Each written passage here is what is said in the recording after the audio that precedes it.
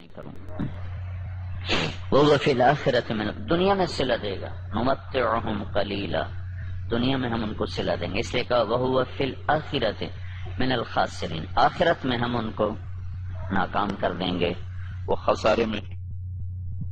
دنیا میں اپنی نیکی کا کچھ صلہ وہ پائیں گے۔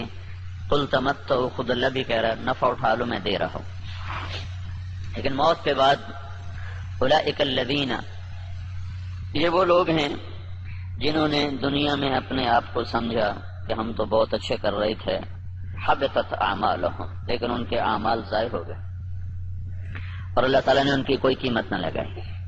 یہ ایک قانون ہو۔ دوسرا قانون، جو دین پہ چلنے والے ہیں ان کے ساتھ کیا ہوگا؟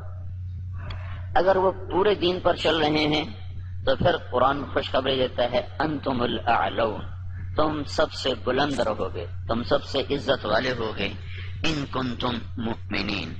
اگر یہ دین پر چلنے والے ہوں گے پورے تو پھر کیا ہوگا؟ لفتحنا علیہم برکات من السماء والارض، زمین آسمان کی برکتوں کے دروازے تمہارے لیے اللہ تعالیٰ کھول دے گا۔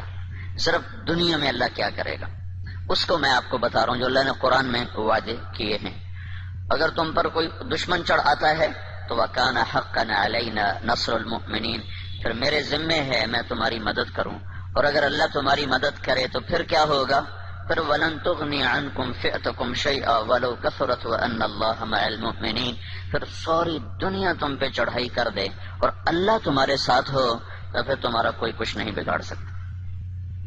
اللہ کے محبوب کا فرمان ہے، مسلم شریف کی روایت ہے، صحیح ساری کتابوں میں ہے، لن یغلب 12,000 من قلت، 12,000 اگر مسلمانوں کی تعداد ہو پوری دنیا میں، صرف 12,000 اور باقی ساری دنیا کا باطل ایک طرف ہو، تو انہیں اس وجہ سے شکست نہ ہوگی کہ یہ تھوڑے تھے، اس وجہ سے شکست نہیں ہوگی۔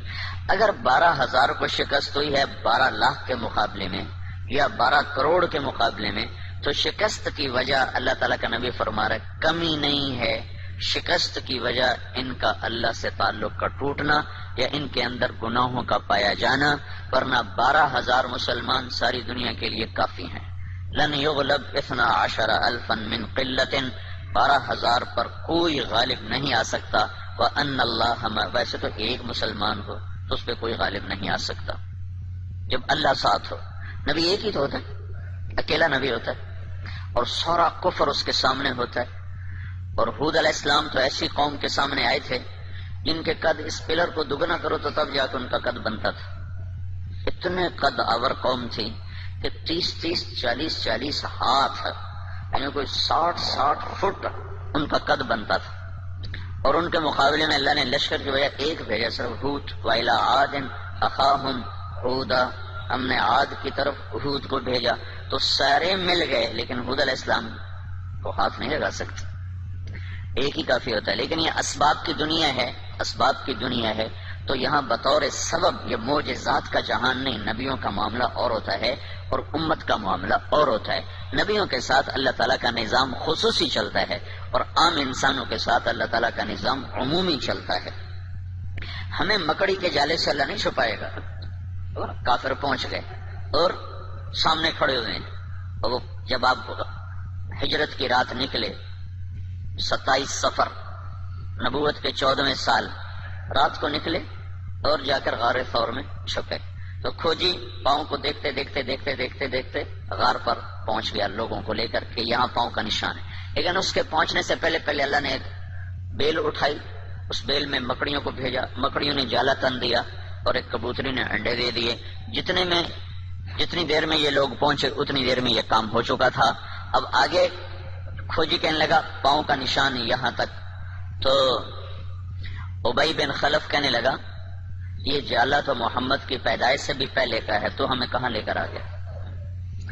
اور دوسرا پھر آپ سامنے ہیں، یہ نہیں کہ کوئی چھپے میں غار ثور کو ٹیڑھا میں سیدھا ایسے چوڑا سا دہانا ہے اور اس کے سامنے بیٹھا ہوا آدمی نظر آتا ہے۔